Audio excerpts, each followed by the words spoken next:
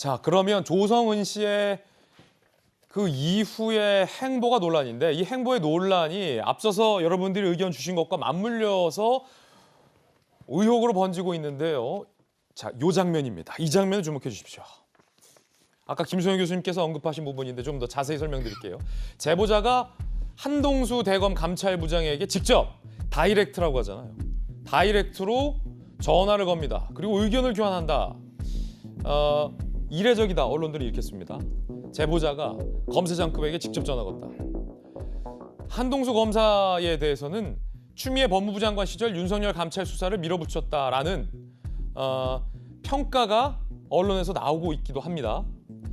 검찰 신고 과정에서 조성은 집장 한 부장에게 전화로 공익신고 의향을 밝혔다. 처음에는 권익위에 신고하라며 주저하다가 휴대전화 제출 조건으로 수락을 했다. 그러니까 조성은 씨 주장대로라면 제보자가 대검 감찰부장에게 직접 전화 걸어서 나 공익신고자로 지정해달라라고 하자 처음에는 주저하다가 나중엔 휴대전화 제출하면 오케이 딜을 했다라는 거예요. 이준석 대표의 주장이 바로 이 딜 주장입니다. 공익신고자가 대검 감찰부장 번호를 구해서 딜을 했다는 건 이래죠. 권익위에 하는 것이 어떻겠냐는 감찰부장에게 쳐들어가다시피 했다는 얘기는 매우 자신감이 있거나 그런 경로로 알려준 사람이 있다는 얘기. 국민의힘은 진상조사를 요구합니다.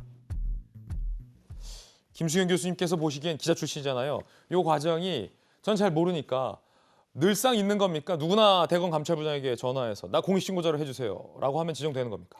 지금까지 이제 그 공익신고를 어디에다 할 것인가 그리고 누가 지정해 줄 것인가에 대해서 명확하게 법적 규정으로 뭐 나와 있으니까 권익위도 할 수 있고 물론 대부분이 권익위가 주로 이제 결정을 하게 되는 거고요. 수사기관도 할 수는 있습니다. 근데 지금까지는 대부분 권익위에서 지정을 해줬거든요. 그래서 이번에 대검에서 이제 조성은 씨에 대해서 공익제보자로 어떤 이제 보호를 해주겠다고 결정했을 때 좀 의아해하는 사람들이 많이 있었어요. 그동안의 관행하고 좀 다르다 보니까. 그런데 이제 이 조성은 씨의 설명은 아까도 얘기를 드렸지만 자기가 이제 자기 이런 제보된 문건들이 제3의 기관에서 돌아다니기 싫어서 권익위에다가 연락을 안 하고 검찰에 연락을 하고 싶었고 뭐 김호수 총장 같은 경우는 어쨌든 조국 사태 때 이제 뭐 차관이었고 또 지금 현직 법무부 장관은 어쨌든 민주당 출신이고 그렇다 보니 뭐 객관적인 판단을 받기 위해서 한동수 감찰부장에게 연락을 했다는 거예요. 근데 말씀드렸지만 한동수 감찰부장은 윤석열 전 총장에 대한 그 뭐 감찰이라든가 수사 이런 것들을 진두지휘했던 대표적인 여권, 친여적 어떤 성향을 가진 검사로 알려져 있잖아요. 근데 아무튼 친한 기자들한테 전화번호를 구해가지고 전화를 했다는 거죠. 내가 이러이러한 일로 공익제보를 했으니 나를 좀 공익제보자로 신청할 테니 받아들여 달라라고 했다는 거예요. 그래서 맨 처음에는 한동수 감찰부장이 권익위에 얘기를 해라. 원래 이제 절차라는 게 보통 권익위에서 지정을 해주니까 권익위에다 얘기를 하라고 했더니만 이제 자기의 휴대전화를 제출하겠다라는 식으로 해서 그래 그럼 대검에서 지정해주대 이런 식의 딜이 존재했다라는 게 지금 이야기입니다. 그래서 이제 이준석 대표도 얘기를 하듯이 이렇게 그냥 어떻게 보면 개인인데 개인이 물론 뭐 정치적 경력이 있다고는 하나 개인이 공익제보 일로 직접 핸드폰으로 감찰부장에게 검사장급의 감찰부장에게 전화를 걸어서 나를 지정해달라고 했고 그게 좀 여의치 않을 것 같으니까 이렇게 휴대전화를 제출하겠다는 식으로 딜이 이루어졌다면 어떤 식으로 일을 처리하고 어떤 식으로 단판을 지어야 내가 대검에서 보호를 받을 수 있는지를 코치해주는 누군가가 있지 않았겠느냐라는 지금 의혹이 있어서 그게 혹시 박지원 국정원장은 아니겠느냐라는 얘기가 나오고 있는 것이죠. 김수현 교수님께서 보시기엔 어떻습니까? 왜냐하면 일반 기자들도 대검 감찰부장 바로 전화 걸어서 만난다 혹은 통화를 한다라는 게 굉장히 어려운 일인데 제가 볼 때도 조금 잘 드문 일인 것 같아요. 뭐 그렇다고 해서 이제 박지원 원장이 뭐 직접적으로 조언을 했다라고 단정적으로 말할 수는 절대 없는 것이지만 어쨌든 여러 가지 일이 진행되는 것을 봤을 때 굉장히 이례적이고 드문 케이스고 그리고 왜 유난히 이렇게 이 공익 제보자에 대해서만 대검이 적극적으로 보호 조치를 했는가에 대해서는 여전히 의문이 남을 수밖에 없는 지점이죠. 제가 윤태호 실장님. 공수처에 대해서는 또 뒤에 말을 하겠지만 요건 좀 짚히는 바가 있어요. 뉴스버스에 이진동 발행인이 코치를 했을 거예요.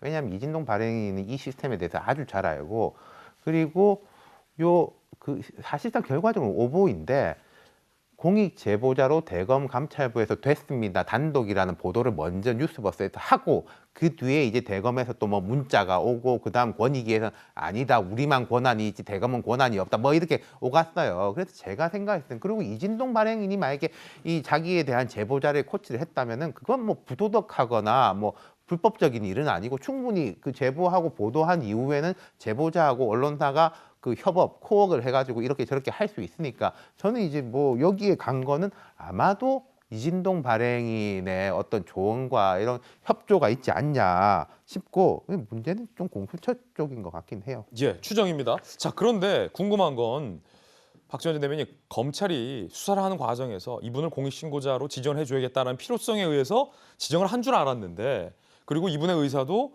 조성은 씨도 공익신고가 됐으면 좋겠다.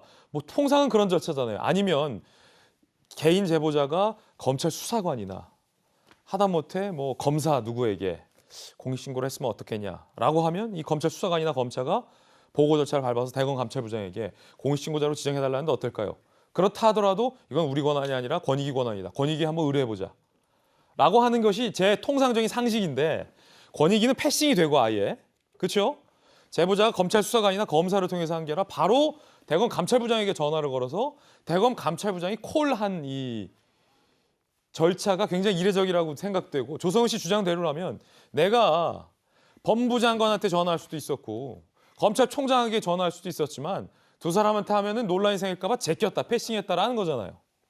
조성은 씨가 그동안 뭐 정치 경력 따지면 본인은 뭐 굉장히 많다고 얘기하는데 지금까지의 경력만 가지고 법무장관하고 직접 통화하고 뭐 국정원장은 원래부터 알고 계셨으니까 그렇지만 감찰부장하고 대검 감찰부장하고 직접 통화하고 뭐 이런 것들이 가능한가 싶어요. 그리고 지금 권익위의 공익제보자 신분을 획득하는 것에 대해서는 아직도 논란이 있고 그런 상황으로 보면 제가 그 권익위에 공익신고하는 해서 공익신고자의 신분을 받는 거는 차후에 이런 논란이 있으니까 대검 감찰부로부터 공익신고자의 신분을 획득했다는 것이 과연 정당한가에 논란이 있기 때문에 추후에 만든 거라고 보여지고요.